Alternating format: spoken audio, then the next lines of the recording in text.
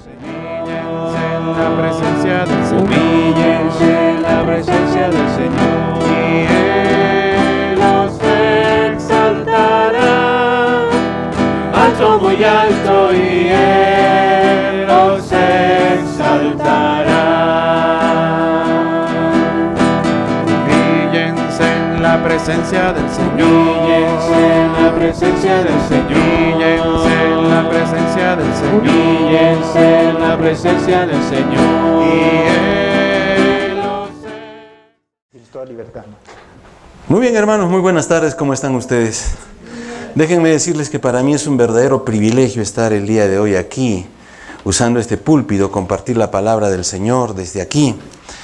En realidad lo saben casi ya todo de mí, ya el pastor Jorge se ha encargado de adelantarles la prédica, así es que, no sé, estoy tentado a terminar de una vez. Pero siempre hay algo que compartir, es verdad, yo llegué a este grupo de oración un 4 de octubre de 1986, lo tengo muy clarito, un 4 de octubre de 1986. ¿Cómo llegué? Jorge, el pastor Jorge no recuerda, pero fíjense qué cosa más curiosa. El Señor puso a mi lado a un muchachito llamado Martín, que hoy día está en la gloria del Señor. Este muchacho, no sé por qué se la agarró de mí, me perseguía y me predicaba la palabra, me decía el evangelio. Y yo lo choteaba y lo choteaba y lo choteaba, Martín. Un año estuvimos así. Martín es el hermano de mi cuñada, es decir, mi hermano se casó con su hermana. Jenny, la hermana de Martín, es mi cuñada. Y bueno, y Martín, nos conocimos por ese lado. Y me empezó a predicar la palabra. Y yo lo choteaba. Yo jugaba vóley, me acuerdo, los sábados en la tarde, que era la reunión del grupo. Y yo jamás iba a dejar mi vóley por ir a orar. Es orar. Dejar mi vóley por eso en la vida. El Señor me hizo lesionar esta rodilla, que hasta ahora la tengo mal. Y tuve que ir por eso. ¿Qué les parece? Pero yo recuerdo años después que Jenny me contó algo que yo no sabía. Ya Martín había muerto. Y resulta que Jenny un día le reclamó y le dijo: ¿qué haces predicándole el evangelio a Julio? ¿No ves que te chotea? ¿No ves que no le interesa? ¿Por qué no le predicas el evangelio a mi esposo, o sea, a mi hermano? Él necesita también el evangelio. Y Martín le dijo esto, que yo no sabía. No, le dijo: el Señor me ha mandado a predicarle a Julio. O sea que estaba pedido, yo no sabía. Finalmente llegué ese 4 de octubre de 1986, lo recuerdo, lo tengo muy clarísimo. Yo casi no comparto esto porque no me agrada emocionarme delante de otras personas. Pero Jorge lo tocó, el pastor Jorge lo tocó, así es que yo llegué un 4 de octubre de 1986, recuerdo que lo vi a Martín en una misa que fue en el Coliseo Arequipa, no sé, y la llevé a mi madre porque quería ella ir. Yo era ateo en la universidad, ¿sabían? No, ustedes no saben eso, yo era ateo en la universidad. Yo estudié en una universidad de Lima, así es que yo era ateo, filosófico. El poder nace del fusil, la materia es, la materia fue y la materia será. ¿Qué vas a hacer? Cuando te mueras, ¿a dónde vas a ir? A la tumba, y ahí te vas a convertir en polvo. Nada se crea, nada se destruye, solo se transforma. Bueno, ¿sabían eso o no? Bueno, yo lo sabía como filosofía, así es que yo era un ateo. Pero mi madre quiso ir, y yo fui, la llevé. Recuerdo haberla llevado por ella. Y adivinen a quién encuentro ahí. A Martín. Recuerdo que lo vi desde lejos, no lo pude saludar. Y dije: ahí está el Martín. Dije: hoy está en la sopa, lo encuentro a Martín. ¡Wow! Y mira, yo no sabía esto. Yo no tenía la menor idea del plan que Dios tenía para mi vida. Donde este hombre ha jugado un papel muy importante en mi vida. La generación que él lideró ha jugado un papel muy importante en mi vida. Yo no lo sabía, pero estaba pedido. Dios tenía un plan para mi vida. ¿Quién dice amén? Amén. Dios tiene un plan para tu vida. Amén. Y ese plan es perfecto. Yo recuerdo que finalmente, bueno, nos regresamos a la casa. Discúlpenme si voy a ser un poco puntual en esto, pero tenemos que avanzar. Recuerdo mucho que llegué a mi casa ya todo, y en la noche, adivinen quién llega a mi casa. Martín. Y yo le digo, oye, yo te he visto hoy día. ¿Dónde? Me dice. Ahí que fuiste al Coliseo. Sí, fui al Coliseo. Le digo, te invito. Me invitó una vez más. Yo ya estaba con la rodilla así de este porte. Me infiltraron 6 decadrones en la rodilla. Ya no podía ir a jugar vóley. Y Martín me vuelve a invitar el sábado. Y no sé por qué en el corazón de este ateo surgió el interés, la necesidad de asistir ese sábado al grupo de oración. Así es que llegó y me bañé. ¿Y dónde te vas? Me decían todos en mi casa. No, ¿qué les iba a decir que iba a orar? ¿Qué les iba a decir que iba a ir a un grupo de oración en la vida? No, a mí me da vergüenza. Padre, perdóname, tú sabes que es verdad. Así es que fui. Y ahí y predicó, me acuerdo, el pastor Jorge. Y yo pues quería truenos, relámpagos, rayos, señales, milagros. Y recuerdo que ese día el pastor Jorge invitó a la conversión. Yo me arrodillé como todos, éramos 19 los que nos entregamos. Lo tengo así, aquí, hace 31 años sucedió eso, del 86, no iban a ser 32, ¿no? Este año son 32, este 4 de octubre. Lo recuerdo como si fuera ayer. Nos arrodillamos ahí, éramos 19 los que nos entregamos en ese tiempo. Hicimos la oración de entrega. Yo recuerdo haberme arrodillado y decirle, Señor, ¿sabes qué? Si realmente existes, yo te necesito en mi corazón. Pero yo no puedo abrir la puerta de mi corazón. No puedo, porque todo lo que había vivido en Lima, todo lo que había experimentado como político, todo lo que había hecho, yo solo me descartaba para el reino. Yo pensaba que Dios no quería absolutamente nada conmigo. Que el último a que Dios iba a pensar en llamar era a mí. Así es que yo le dije, Señor, yo no puedo abrir la puerta de mi corazón. Así es que si tú quieres entrar, tienes que entrar a las patadas. Rompe la puerta, le dije, de mi corazón, y entra. Entonces estaba orando así, terminé la oración, me levanté. Ni señales, ni rayos, ni relámpagos, ni truenos, nada. Qué decepción. De verdad, qué decepción. Una decepción grande. Y Martín, otra vez ahí. ¿Y qué tal, Julio? Me dice, ¿cómo fue? Me dice. Oye, la verdad que no he sentido nada, le digo. La ignorancia es atrevida, bien dicen. No he sentido nada, le digo. Es más, estoy seguro que Dios no está en mi corazón. Así les dije. Así es que yo tenía una camionetita, todos en realidad no eran mías, eran de mi padre, la empresa de mi padre. Así es que le dije, vamos, tenía que recoger una encomienda. Fuimos a su casa y ahí estando en el timón, en mi carro, entonces él me empieza a explicar, mira, no es necesario sentir nada, sino que la fe. Pero eso a mí no me interesaba, ¿sabes? Esas explicaciones no me interesaban. Si Dios existía, yo quería saberlo. Y si Dios existía, yo lo iba a seguir. Pero si no existía, ¿para qué me hacía perder el tiempo? Bueno, yo era así. Y conversando con eso, él trataba de convencerme, ¿no? Porque claro, era su misión y estaba a poquito de cumplirla y ahora que yo no quería saber nada otra vez. Me imagino, pobre Martín. Y entonces él me dice, ¿pero qué le has dicho al momento de convertirte, de hacer tu oración de entrega? Yo le dije y le repetí lo que les he contado, no lo vuelvo a repetir. Y cuando le estoy diciendo, y así es que yo le dije que le entrara a la fuerza, hermanos, en ese momento experimenté la presencia de Dios en mi vida. De una manera tan clara, tan concreta, tan contundente. Era la primera vez que yo iba a tener una experiencia de este tipo. Cuando estoy hablando ahí en el timón de mi carro, siento que la presencia de Dios viene por este lugar y me invade completamente. Fue un torrente de amor, un torrente de paz, un torrente que me decía, te amo, te estuve esperando, ¿por qué te demoraste tanto?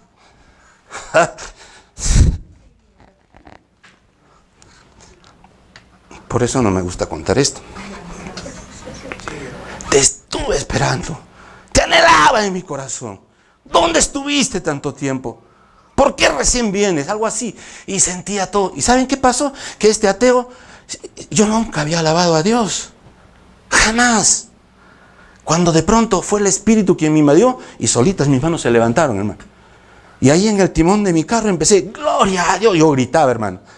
Gloria a Dios, Señor, te alabo. Le decía, gracias, gracias. Yo le decía así. Y Martín se asustó y me empezó a orar por mí así. Y la gente pasaba y nos veía, ¿qué tiene este loco? ¿Qué le ha pasado?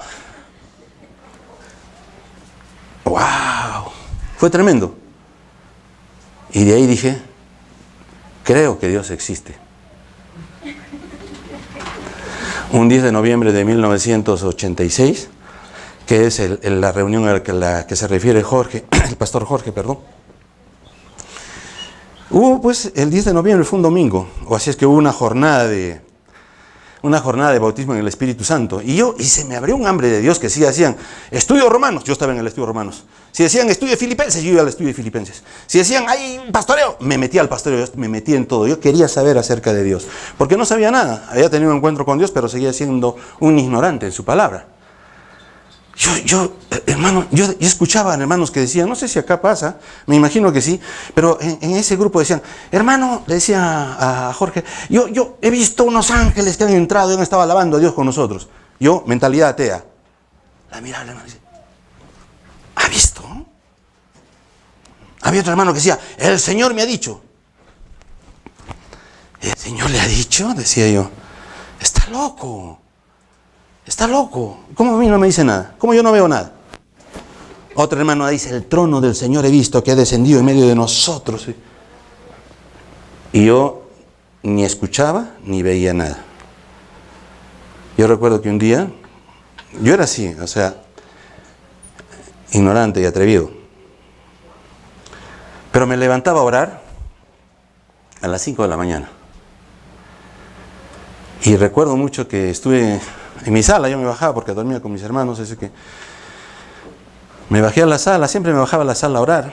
Estuve así y estaba asado. ¿Sabe cómo es estar asado con el Señor? ¿Alguna vez has estado asado con el Señor? Yo sí, porque les digo nuevamente, la ignorancia se atrevía. Así que estaba orando así y le dije, Señor, ya no puedo más, le digo. El hermano dice que tú le dices. La hermana de ella dice que el trono. La hermana de ella dice que los ángeles. Y yo no veo el trono, no he visto los ángeles, a mí no me dices nada. Así es que si tú existes, yo te voy a seguir toda mi vida. Pero si no, no me hagas perder el tiempo. Yo se lo dije así de claro, así de preciso, así de contundente. ¿Sabes qué, hermano? Nunca me ha vuelto a pasar esto. Pero yo oí la voz audible del Señor. Con una voz fuerte que detrás de mí me dijo, yo soy Jesús tu Dios. Así como lo estoy diciendo. Nunca dudes de mí. Yo volteé inmediatamente para ver quién me estaba hablando y no había nadie. Pero cada vez que mi fe ha flaqueado me acuerdo de ese momento. Yo soy Jesús tu Dios, nunca dudes de mí. Entonces empecé a creer más en Él. Pero volvamos al evento que Jorge dice, porque es interesante. Cuando el pastor Jorge, es que la confianza de tantos años, ustedes entienden. Pero no, yo honro a este hombre, lo honro, lo amo además. Ese 10 de noviembre, bueno, pues, de las enseñanzas de quién es el Espíritu, los dones, el fruto del Espíritu y toda la cosa, los carismas y hasta, ahora vamos a orar. Y yo, a orar. A mí me decían, plántate cabeza, yo me plantaba. Así estaba. Miren, en octubre, noviembre, un mes. Al pastor Jorge, claro, lo conocía de vista, nunca había hablado con él así directamente. De repente nos habíamos saludado en el grupo. Yo tenía más relación con Alfredo Espino, que también está en la gloria ahora. Y recuerdo mucho que todos se arrodillaron y los hermanos, ellos, María Ángela y tú, estaban pasando y orando por cada uno. Entonces yo estaba arrodillado y siento que el pastor Jorge y la hermana María Ángela, él impone las manos sobre mí y me dice, Señor, yo te doy gracias por este hermano, y de repente se queda callado. No decía más. Después él se inclina a mi oído y me dice, escucha lo que el Señor te dice. ¿Te acuerdas, hijo mío, cuando hace mucho tiempo solo, llorando en tu cuarto, viendo la televisión, me dijo, tú me pediste que yo entrara a tu vida, a tu corazón, pues desde ese momento estoy contigo y jamás te he abandonado, me dijo. Cuando yo escuché esas palabras, y yo supe que tenía que ser Dios quien estaba revelando esto a Jorge, porque no había otro modo. Él no lo sabía, nadie lo sabía, nadie. Yo jamás se lo había contado a nadie. Era algo que quedó solo en mí, porque en mi casa no había nadie tampoco cuando sucedió esto. Cuando yo escuché esas palabras, caí rostro en tierra. Empecé a llorar como un niño. Porque era una experiencia, era verdad. Esto pasó el 10 de noviembre de 1986. Yo en el año 82 llegué enfermo de Lima, del estómago. ¿Por qué? Como era político, no, no se lo digan a nadie, ¿ya? Aunque todo el mundo ya lo sabe. En mi iglesia también ya lo saben, porque alguna vez he tenido que contar mi testimonio. Pero en Lima, yo llevaba una vida muy disoluta, ¿no? A veces nosotros con mis compañeros de universidad íbamos a estudiar, disque. Pero era 80% política y 20% de estudio.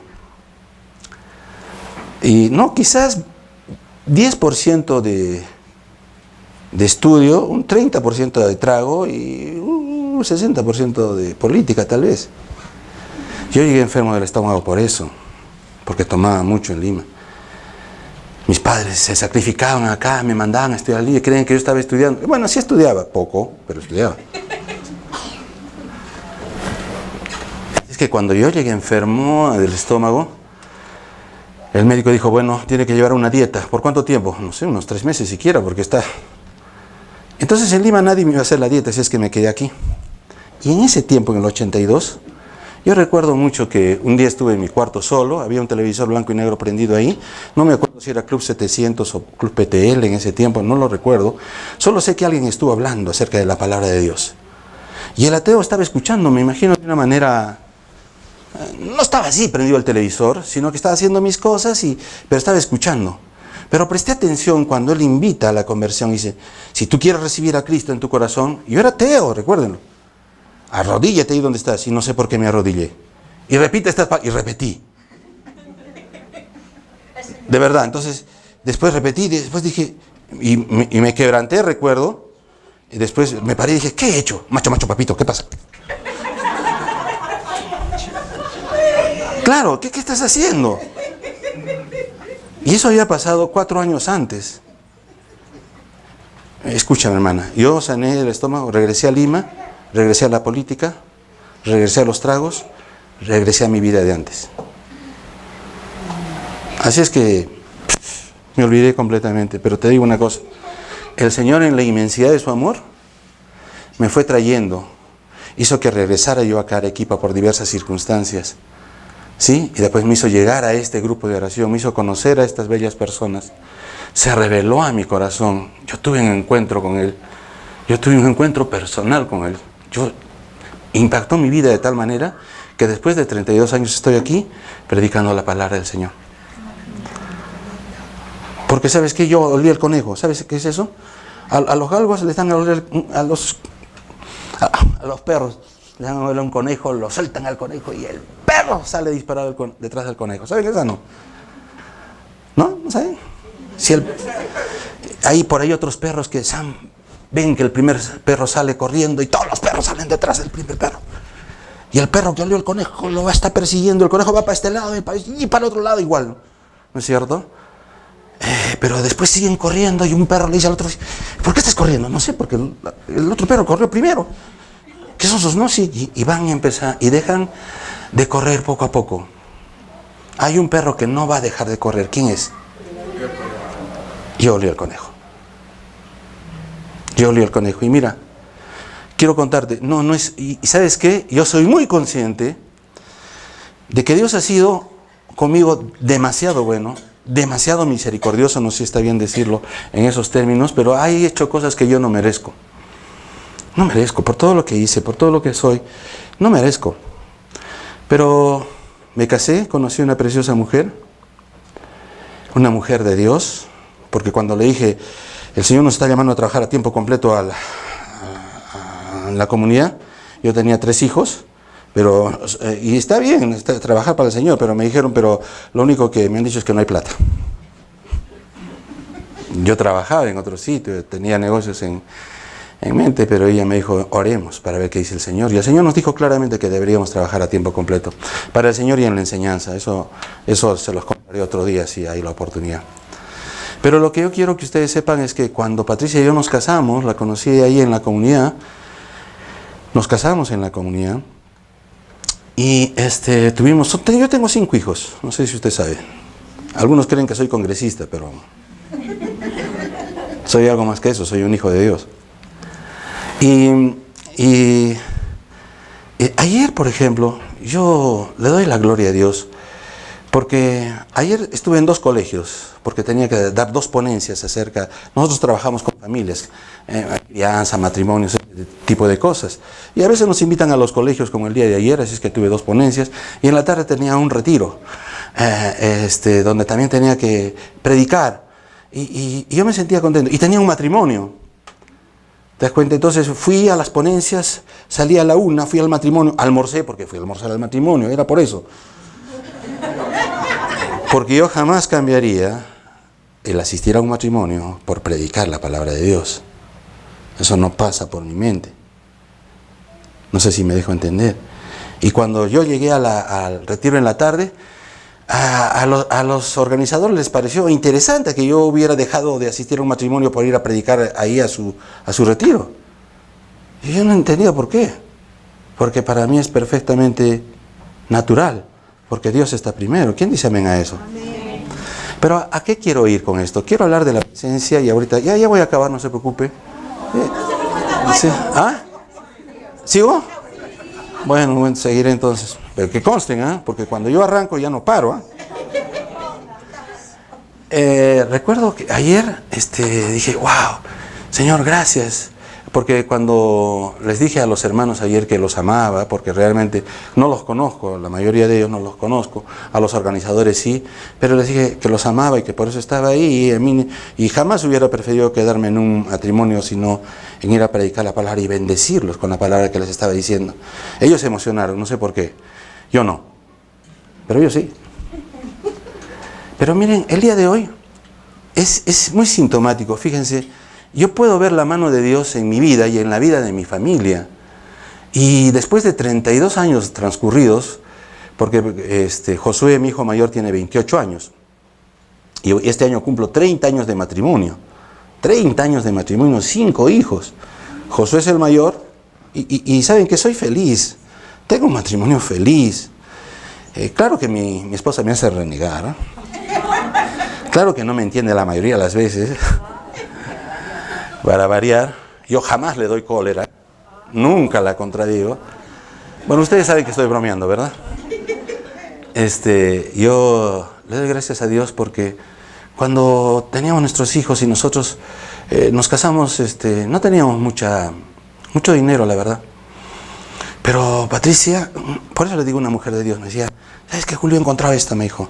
Y era un afiche que decía, muchos lo pegan detrás de su puerta, nosotros también lo hicimos, dice, yo y mi casa, lo de Josué, yo y mi casa serviremos al Señor. Y él me dijo, oremos por esto, que esta sea la visión de nuestra vida. Le dije, correcto, yo y mi casa serviremos al Señor. Yo y mi casa serviremos al Señor. Y en eso orábamos por eso y en eso vivíamos. Y eso queríamos. Y confesábamos con nuestra boca eso. ¿Y sabes qué ha pasado en el devenir del tiempo? Y hoy día me di cuenta de eso. El pastor Jorge dice, él está aquí, ¿quién estará predicando allá? ¿Sabe quién está predicando allá? Mi esposa. Y seguro que va a ser una buena predica, no tengo la menor duda. Me la estoy perdiendo. ¿Saben quién es el director del Ministerio de Música de mi iglesia? Mi hijo mayor, que es músico, toca en la Orquesta Sinfónica de Arequipa. Debe ser uno de los mejores violonchelistas de Arequipa. Está mal que yo lo diga, pero es la verdad.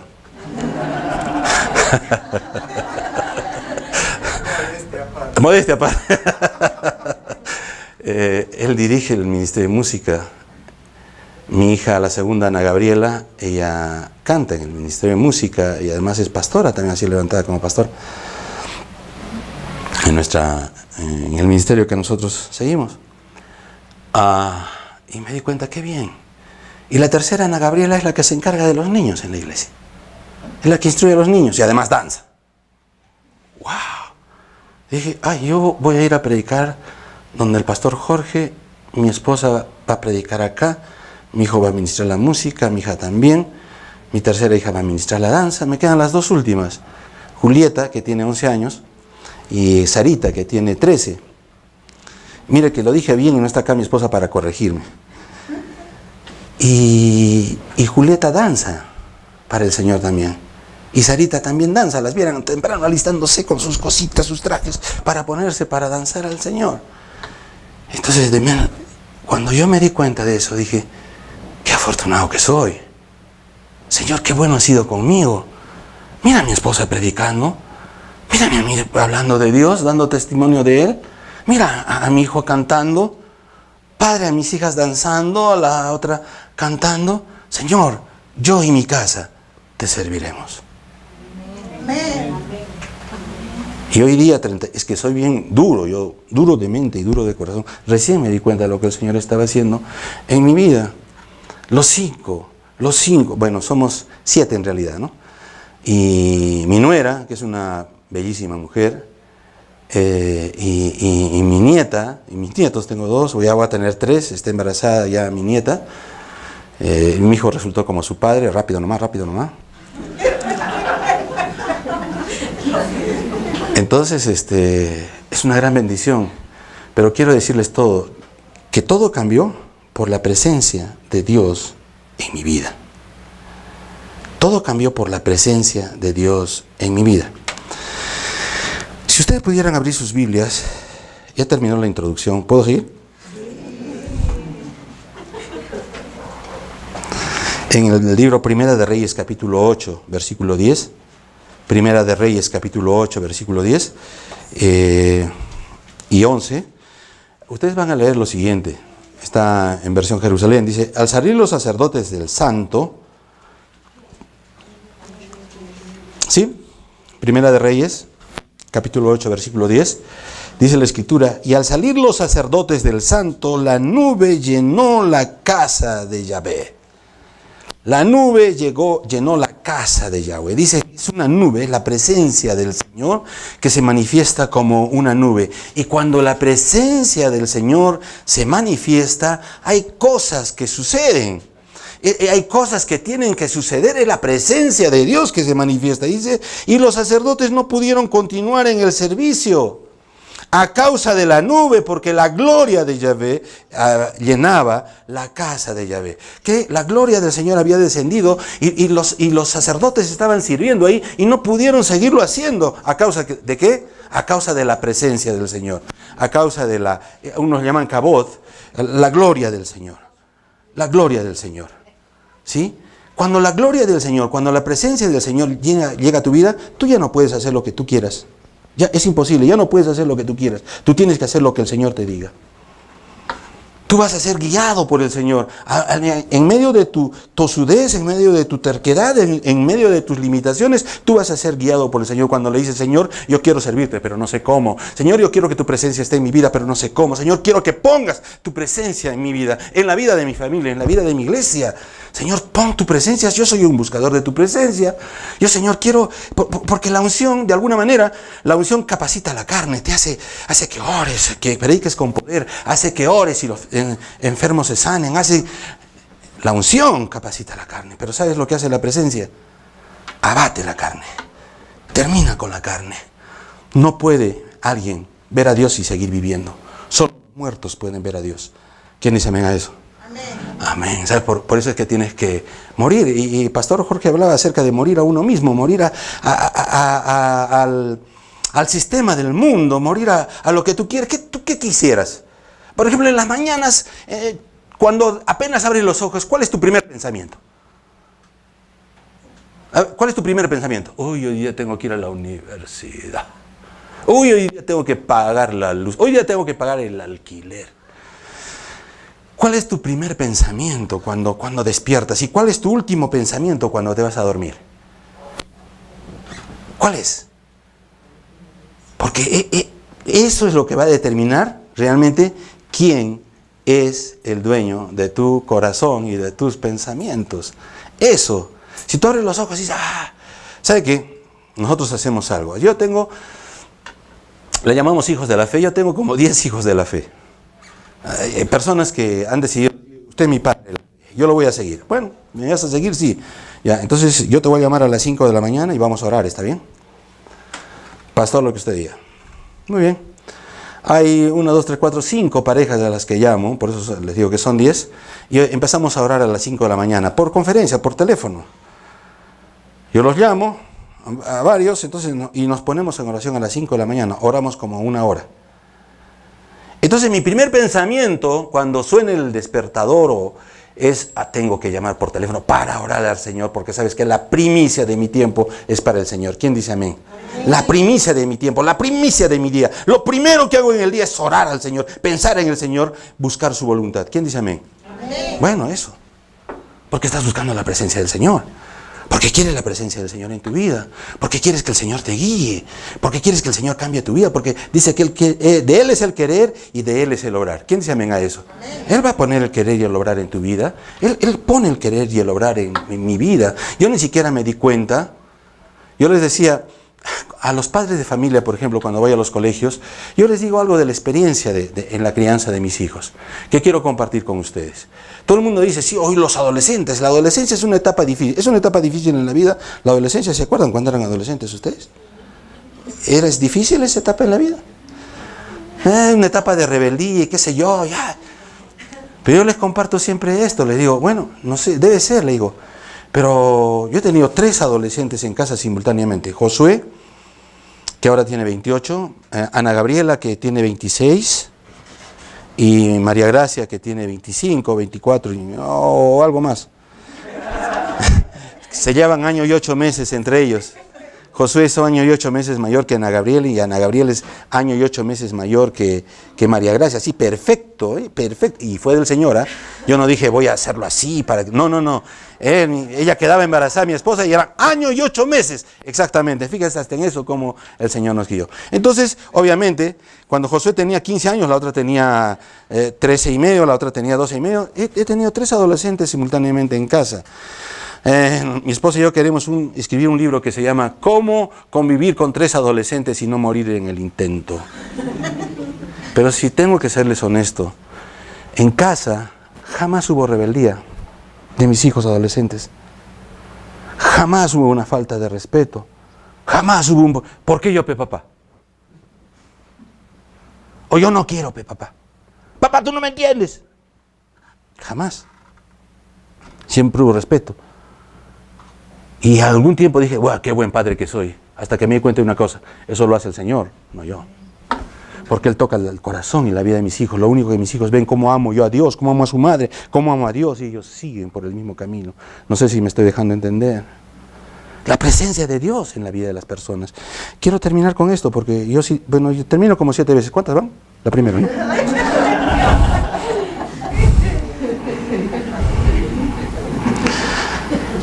Vamos a ir al libro Primera de Crónicas, capítulo 13, versículo 7. Primera de Crónicas, capítulo 13, versículo 7. Y seguramente lo han leído, solamente voy a recordarles. Se trata del traslado del arca de la alianza. ¿Se acuerdan cuando 13? Primera de Crónicas, capítulo 13, versículo 7. ¿Ustedes recuerdan cuando... Hablemos un poco del arca de la alianza, porque ¿saben lo que lo representaba? ¿Saben qué es el arca de la alianza? El lugar de la presencia del Señor. El lugar donde el Señor decidió poner su presencia. ¿Correcto?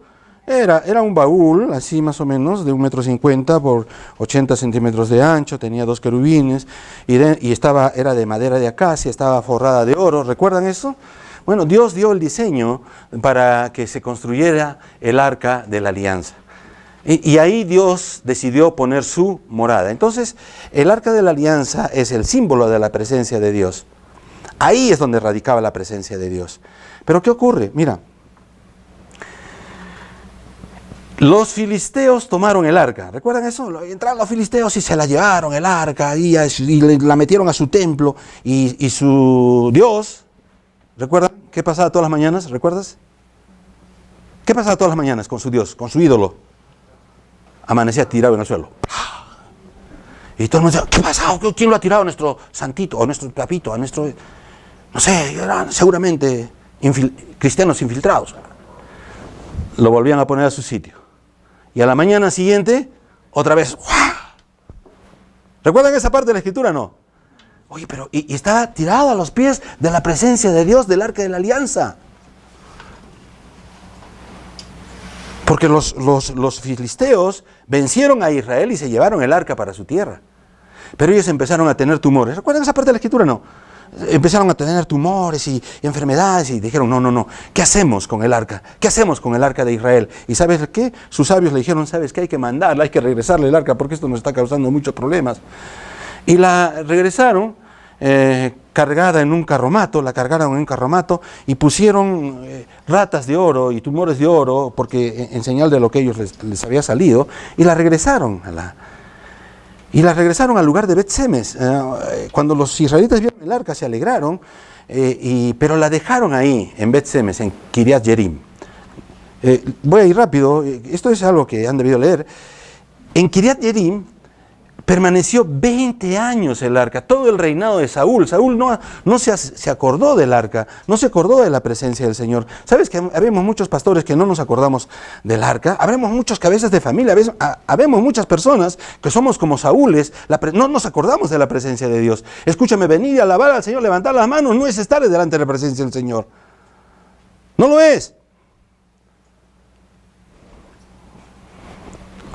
Buscar su presencia, vivir en su presencia, no ser visitador de su presencia. La palabra dice el que mora, hermano, dice el que mora.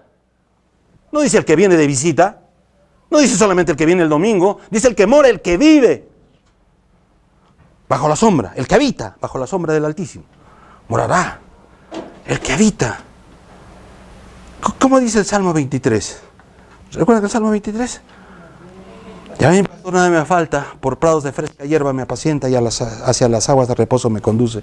Y conforta mi alma y me guía por senderos de justicia, en gracia de su nombre. Aunque pase por valle tenebroso, ningún mal temeré. ¿Por qué? Porque tú vas conmigo, tu vara y tu cayado, ellos me sosiegan. Tú preparas una mesa ante mí frente a mis adversarios, unges con óleo mi cabeza, rebosante está mi copa.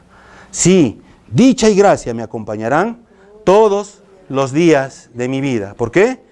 Porque mi morada, el lugar de mi residencia, el lugar donde yo vivo será la casa de Él por largos días. ¿Quién dice amén? Amén. O sea que hay que morar, hay que habitar. Hoy día tú estás aquí, estás aquí en la iglesia, tú sales de la iglesia y tú tienes que llevarte a Cristo a la casa. Tienes que llevarte al Señor Jesús en la casa, todo no acaba acá. La alabanza sigue en casa. La administración de la palabra sigue en casa, la administración del Espíritu Santo sigue en casa, todo sigue en casa porque el Señor es de lunes, martes, miércoles, jueves, viernes y sábado también. ¿Quién dice amén? Amén. Eso es morar, eso es vivir y el Señor quiere que tú vivas ahí. Entonces, volvamos a la historia. La dejaron el arca en la casa de un tal Abinadab, en Kiriat Jearim, y nunca más se acordaron del arca. Saúl, 20 años de gobierno y nunca se acordó del arca. Sube David. Y mira, David, un hombre cuyo corazón estaba conformado al corazón de Dios, él sí se acuerda del arca y dice, ¿dónde está el arca de la alianza? ¿Dónde está la presencia de Dios? David no era como Saúl, y le dicen, bueno, ¿sabes qué? Está allá en Kiriat Jearim, en Bet-Semes, está en la casa de un tal Aminadab, así es que, y David dice, juntó a los jefes de 1000, a los jefes de 100, dice la Escritura, y les dijo, ¿qué les parece? Saúl se olvidó del arca, nosotros la vamos a traer. Todos dijeron, bien, que se haga como tú dices. Voy a ir un poco rápido, ¿está bien? Entonces David dijo, ¿cómo vamos a transportar el arca? Hicieron un carromato nuevo, tirado por bueyes, y lo llevaron a la casa de Abinadab, unos 25 kilómetros distaba. No, algo más, porque miren lo que pasó. Entonces la ven el arca y la suben al carromato. ¿Han leído esa parte de la Escritura? La suben al carromato. Entonces, y David empieza a danzar, a alabar al Señor, ¿sí o no? Empieza con el tamboril, con el arpa, empiezan a danzar. David danzaba para el Señor, empieza la alabanza. ¿Correcto? Pero llegan a un lugar donde el carromato amenaza volcarse. Y el carromato era guiado por dos hijos de Aminadab, por Uzá y Ahiob.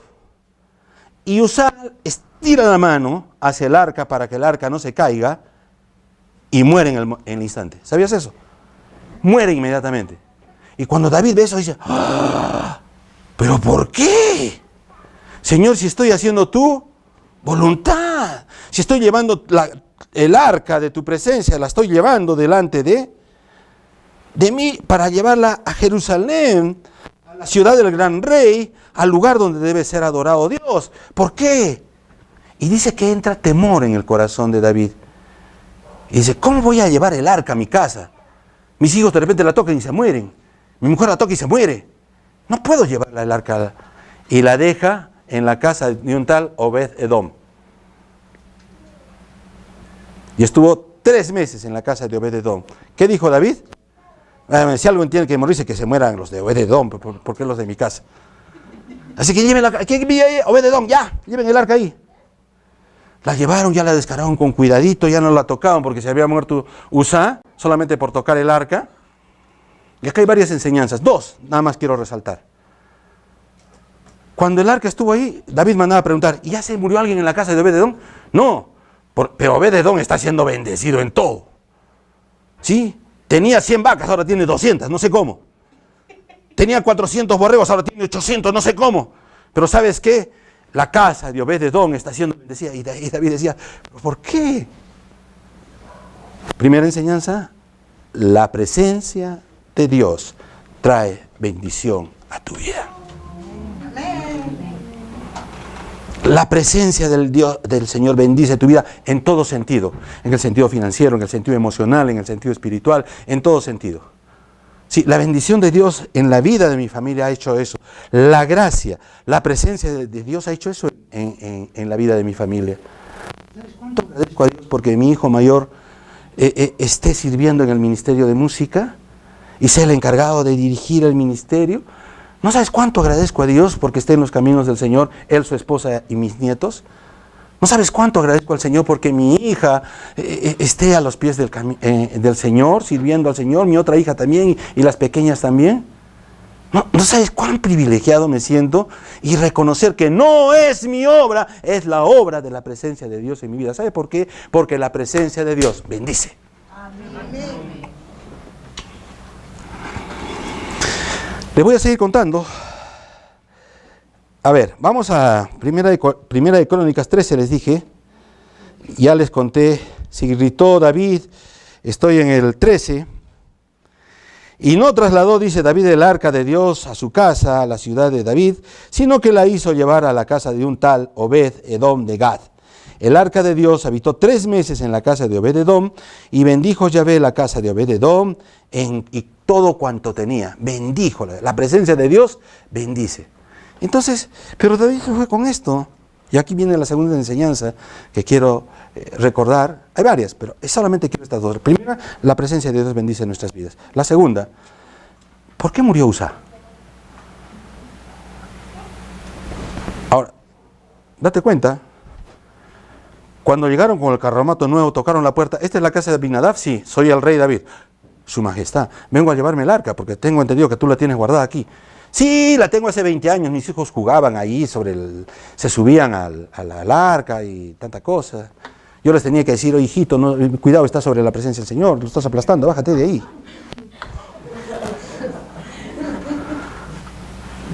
Y no pasaba nada, nadie moría.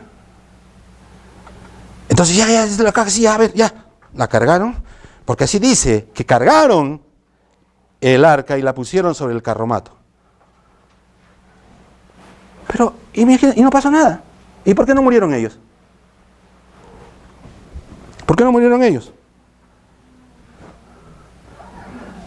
Salmo, la respuesta se encuentra en el Salmo 22:3, para los que tienen Reina Valera y Dios habla hoy.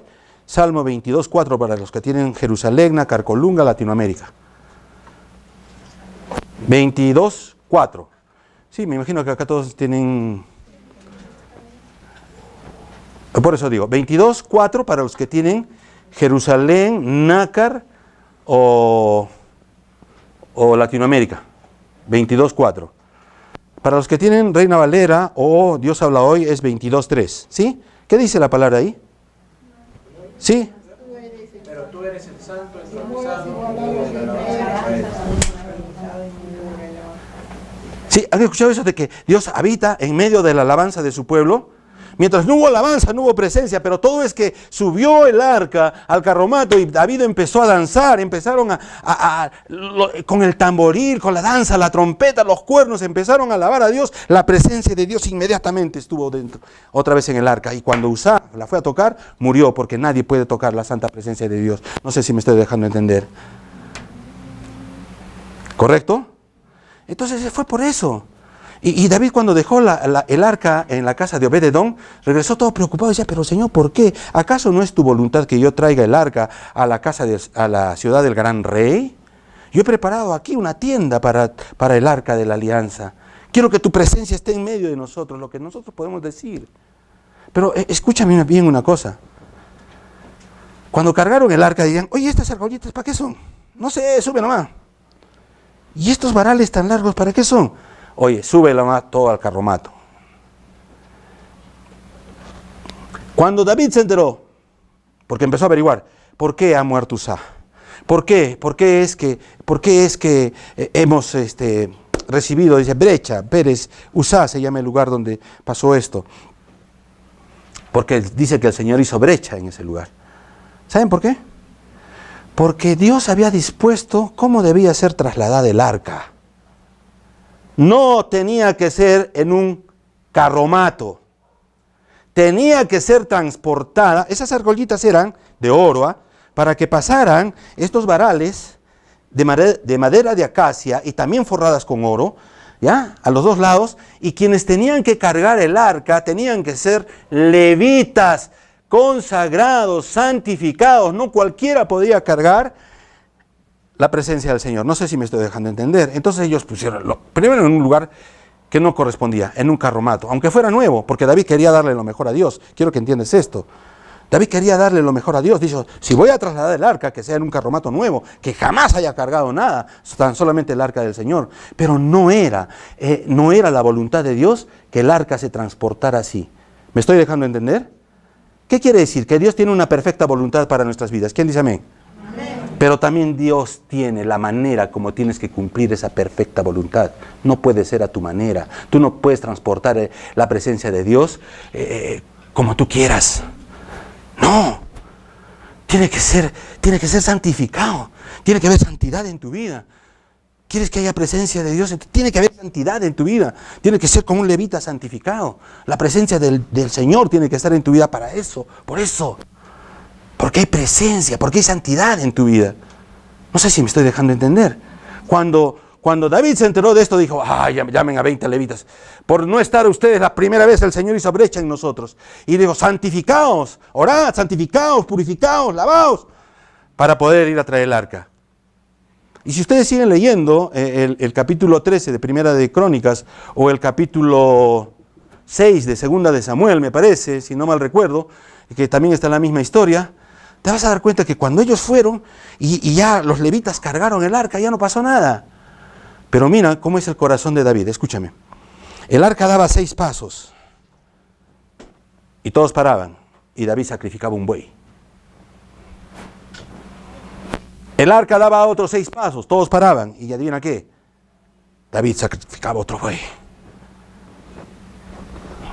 No sé si me estoy dejando entender.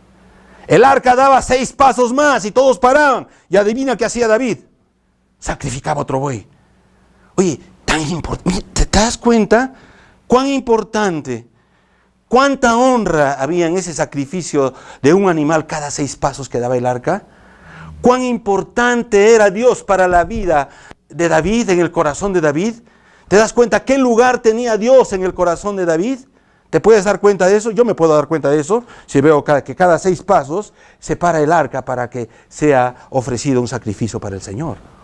¿Cómo se llama eso? Respeto. ¿Cómo se llama eso? Honra. ¿Cómo se llama eso? Darle la gloria a Dios. ¿Quién dice amén? Amén. No sé si me estoy dejando entender. Muchos queremos llevar la presencia de Dios en nuestras vidas, pero a nuestro modo. Os decía, al modo de Saúl. No, hay unos que ni siquiera quieren la presencia de Dios en su vida. Los Saúles. Hay muchos que somos Saúles, no queremos la presencia de Dios en nuestra vida. Queremos una iglesia cómoda. Discúlpame, yo no estoy hablando para los míos, les hablo así. A mi iglesia le digo así. Nos acostumbramos a calentar una silla, a una silla muy cómoda, con tu cómodo pastor, con tu cómoda sillas, con tu cómoda iglesia. ¿Sabes que Dios no quiere que estés cómodo? Dios quiere que estés incómodo. Dios quiere que salgas. Dios quiere que te santifiques para poder llevar su presencia en tu vida. ¿Quieres la presencia de Dios en tu vida? Pues necesitas santidad. Porque nadie puede ver a Dios y seguir viviendo. Solo los muertos pueden ver a Dios. Por eso Pablo decía, ya no vivo yo, sino que es Cristo quien vive en mí. ¿Quién dice amén? Amén. Entonces tenemos estas dos enseñanzas nada más. Primero, la presencia de Dios trae santidad sobre nuestras vidas. Y la segunda enseñanza importante que estamos haciendo, no es suficiente pretender hacer la voluntad de Dios, sino que también hay que hacerlo a la manera de Dios. No sé si me dejo entender, ¿sí? A veces el enemigo no es Satanás. Y Satanás no quiere sacarte de la iglesia, quiero que entiendas. O no necesita sacarte de la iglesia, lo único que necesita es sacarte de tu propósito. Nada más. ¿Cuál es el propósito que Dios tiene para tu vida?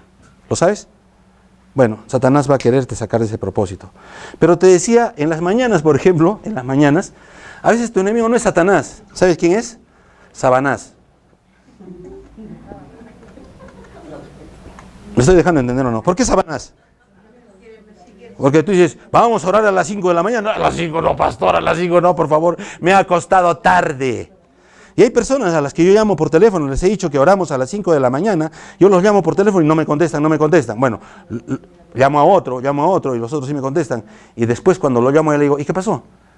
Es que pastor, anoche nos acostamos tarde y estuvimos cansados, entonces no escuchamos la alarma, no escuchamos el teléfono, perdónenos, pastor. Bueno, está bien, pero el siguiente día sí va a orar y hay que seguir orando. Pero ¿quién es el enemigo? ¿Quién es tu enemigo? ¿A qué hora oras tú? No sé, bueno, ¿a qué hora oras tú? Yo oro a las 5 de la mañana, de lunes a viernes. Después, ¿a qué hora oras tú? Y dime, ¿es fácil levantarse a las 3:30, 4, 5 de la mañana para levantar un altar de oración? Porque eso enseño allá, que Dios, tienes que levantar un altar de oración para Dios. Un altar de oración. Tienes que construir tu altar de oración. Y ese altar lo construyes todos los días, levantándote a orar, que Dios sea lo primero en tu vida. ¿Quién dice amén a eso? Amén. ¿Cómo Dios va a ser lo primero en tu vida? ¿Sabes qué? ¿Cómo tú puedes saber qué es lo más importante en tu vida? ¿Cuál es tu primer pensamiento del día? ¿Cuál es el último pensamiento de tu día? Si el primer pensamiento de tu vida está dirigido a Dios y el último también, Dios es lo más importante en tu vida. Entonces mira, pero cuando yo tengo que levantarme, y si tengo que postrarme, no es Satanás, es Sabanás, que me dice, no te vayas, estás calientito acá. Las sábanas te llaman, pues no te llaman, dice, no te vayas, te extraño. Pero el Señor te extraña más. ¿Quién dice amén? Y eso es lo que quería compartir con ustedes el día de hoy. ¿Quieren la presencia de Dios en su vida? Porque en la presencia de Dios siempre hay bendición. Siempre hay bendición. Pero al revés no funciona, fíjate. Donde hay bendición, a veces no hay presencia de Dios. Pero cuando hay presencia de Dios, siempre hay bendición. ¿Quién dice amén? Amén. ¿Quieres la presencia de Dios? Bueno, yo soy un testimonio de esto. Yo no digo que soy un súper espiritual, que yo soy casi transparente, miren, ya soy casi una radiografía. No estoy diciendo eso. Están viendo a una persona que tiene muchos defectos, muchas limitaciones. Quizá el menos digno de estar parado aquí predicando la palabra de Dios, pero Dios quiso que lo haga, yo lo hago. Pero, ¿saben qué? Creo que la gran virtud que pude haber tenido es buscar sinceramente al Señor. No andarme con rodeos ni con cuentos. Por eso es que ahora yo puedo disfrutar de que mi esposa, mis hijos y yo estemos sirviendo al Señor. ¿Qué necesitas para eso? Santidad. Segundo, hacer la voluntad de Dios, sí, pero también tienes que hacerlo a la manera de Dios. No puedes encontrar tu manera. Y a veces yo les llamo así la atención a algunos de mis hijos espirituales, a mis hijos de la fe. Le digo, reparte esta carta. Ay, no me queda en la ruta. No digo nada. Pero después viene y me dice, pastor, reparto más cartas, pero ¿para qué te voy a dar más cartas si no quieres hacer donde te digo? Tú quieres hacer las cosas a tu manera, como tú quieres y con lo que tú puedes. ¿Por qué? Me dice, pastor. Porque yo te dije que vayas a llevarle la carta al pastor y me dijiste que no te quedaba en la ruta. Total, ¿vas a repartir o no vas a repartir cartas? Perdóneme, pastor, me dijo. Es verdad. Yo quiero hacer la voluntad de Dios de acuerdo a mi conveniencia. Entonces, cuando hacemos eso, nos damos cuenta de que estamos haciendo lo mismo que quería hacer David al momento de trasladar el arca a la presencia de Dios en un carromato, por más que sea nuevo. No, santifícate, purifícate, que la santidad sea la marca de la presencia de Dios en tu vida. Inclina tu rostro, vamos a orar. Amado Padre Celestial, Padre bendito, Señor, yo quiero darte gracias, Padre, por todos y cada uno, Señor, de estos preciosos hermanos que tú has traído a este lugar, Señor, a esta preciosa iglesia. Padre, yo te pido para ellos bendición, Señor, la bendición de tu presencia, Señor, que tú realmente puedas atraerlos.